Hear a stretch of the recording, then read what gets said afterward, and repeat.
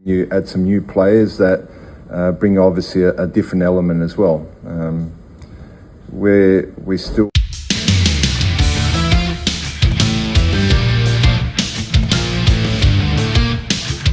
Tak mau bernasib sama seperti Arab Saudi, pelatih Australia akan jadikan laga lawan Indonesia bulan Maret bak laga hidup mati. Tony Popovich, saya tahu Indonesia, mereka kekuatan besar di Asia sekarang. Pelatih Filipina apresiasi keputusan Indonesia menurunkan skuad U22 di Piala AFF. Albert Capelas, sudah akui saja, level mereka memang sudah Asia, wajar mereka menurunkan skuad muda. Pengakuan mengejutkan mantan pelatih Belanda, sebut Indonesia berpotensi besar masuk ke Piala Dunia 2026, Louis van Gaal, dengan tambahan pemain keturunan, mereka bisa saja berada di sana.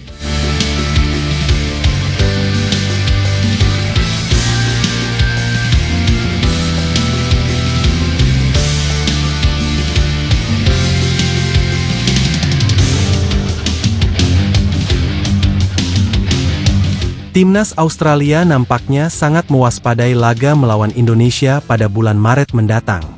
Pasalnya, laga ini memang akan jadi laga yang cukup menentukan peta persaingan ke depannya.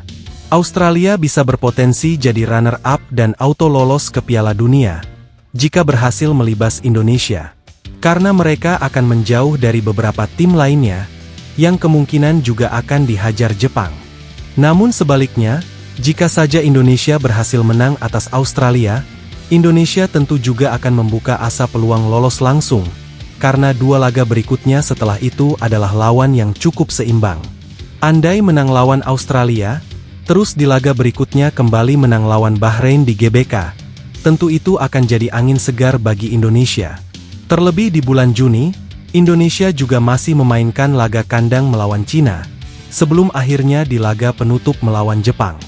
Oleh sebab itu, Australia kali ini memang sangat serius menatap laga melawan Indonesia, karena mereka sadar kalau Indonesia sekarang bukanlah tim 10 tahun lalu, yang dengan gampang dibantai. Tony Popovich selaku head coach Australia mengatakan, kalau laga melawan Indonesia bak laga final dan laga hidup mati. Karena jika saja kalah dari Indonesia di kandang sendiri, posisinya juga akan terancam di tim negeri Kangguru tersebut. Bahkan saat imbang kemarin lawan Arab Saudi dan Bahrain, sudah banyak teriakan agar dirinya out. Namun menurutnya itu wajar, karena Australia sendiri punya tradisi berada di Piala Dunia, jadi sangat lucu jika mereka digagalkan oleh Indonesia yang secara peringkat jauh. Apalagi status Indonesia di round 3 ini adalah sebagai tim debutan. Tony Popovich mengatakan, kalau anak harus asuhnya bermain habis-habisan di atas lapangan, agar bisa mengamankan 3 poin. Dirinya bahkan tidak menargetkan hasil seri, karena itu akan membuat kesempatan untuk lolos langsung dari round 3 akan semakin sulit. Ya tentu, melawan mereka tidak akan mudah di sini. Kami tahu kalau mereka berhasil mengalahkan Arab Saudi di Jakarta, itu membuat pergerakan tim di grup ini semakin ketat. Kami bisa melesat jauh ke atas, jika berhasil menang nanti, dan begitu juga sebaliknya, ucap Tony Popovich. Ini akan jadi laga hidup dan mati, seperti laga final yang wajib kami menangkan. Saya sudah tegaskan pada para pemain, jika ingin berada di putaran final lewat round 3, kuncinya adalah harus menang. Kekuatan Indonesia tidak bisa diremehkan, bahkan kami tidak percaya tentang peringkat mereka di FIFA. Saat ini pemain mereka mayoritas pemain Eropa, itu sangat berbeda dengan tim mereka di Piala Asia awal tahun kemarin, tutupnya. Pelatih Filipina apresiasi keputusan Indonesia menurunkan skuad U22 di Piala AFF.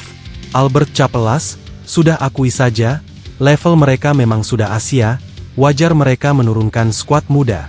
Dengan menurunkan skuad muda ke Piala AFF kali ini, hal itu nampaknya membuat banyak tim dari negara lain yang menyoroti keputusan Timnas Indonesia. Tidak hanya yang memberikan sindiran dan peringatan, tapi beberapa dari mereka justru mengapresiasi keputusan hal itu, karena mengingat Indonesia saat ini sedang berjuang di round 3 kualifikasi Piala Dunia. Pelatih Filipina Albert Capelas mengatakan, kalau Indonesia sangat bijak memberikan kesempatan kepada para pemain mudanya untuk unjuk gigi di turnamen ASEAN kali ini. Menurutnya, Itu menjadi salah satu bukti kalau Indonesia punya banyak pemain potensial, dan menjadi opsi lain dari STY. Seperti yang kita tahu, kalau dominasi pemain diaspora yang bermain di timnas saat ini sangat banyak. Rata-rata mereka bermain di Liga Eropa, dan beberapa pemain abroad bermain di Asia dan Australia. Selain keterbatasan izin untuk bisa memanggil beberapa pemain tersebut, mereka juga tidak mungkin diproyeksikan untuk level turnamen di ASEAN. Apalagi ini bukanlah turnamen resmi FIFA. Oleh karena itu, opsi dari PSSI dan STY untuk memakai skuad U22 dirasa sangat tepat.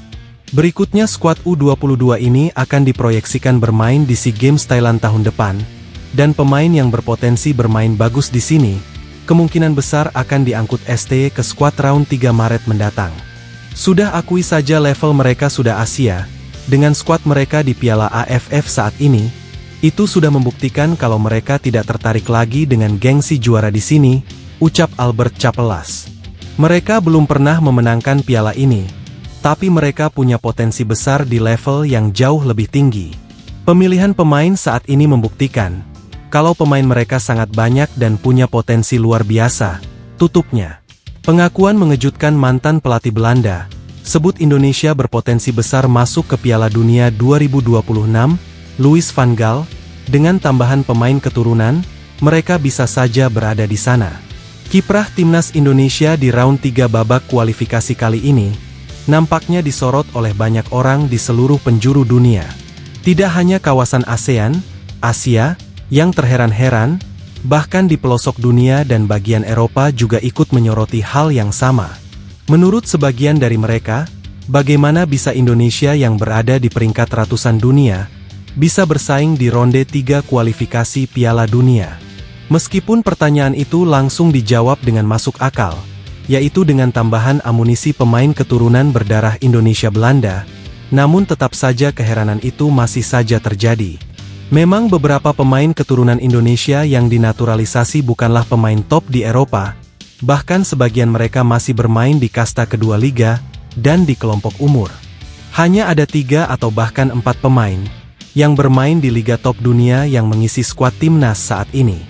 Hal itu memunculkan sebuah pertanyaan bagi mantan pelatih Belanda Louis van Gaal. Bagaimana bisa Indonesia menjalankan proyek semacam ini? Bahkan dia sangat terkejut dengan capaian Indonesia saat ini, dan sangat khawatir Indonesia bisa lolos ke Piala Dunia. Dirinya menyebut, kalau langkah cerdas PSSI mencari pemain keturunan Belanda Indonesia sangat bijak.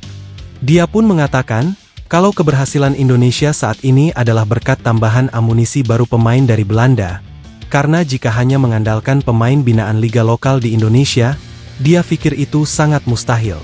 Ini di luar dugaan, bahkan mereka mendatangkan pemain dari sini sangat masif. Saya tidak tahu apa yang dijanjikan oleh federasi di sana sehingga mereka mau bergabung. Itu misterius tapi mereka terlihat sangat senang berada di sana, ucap Van Gaal. Sialnya, mereka bisa saja lolos ke Piala Dunia.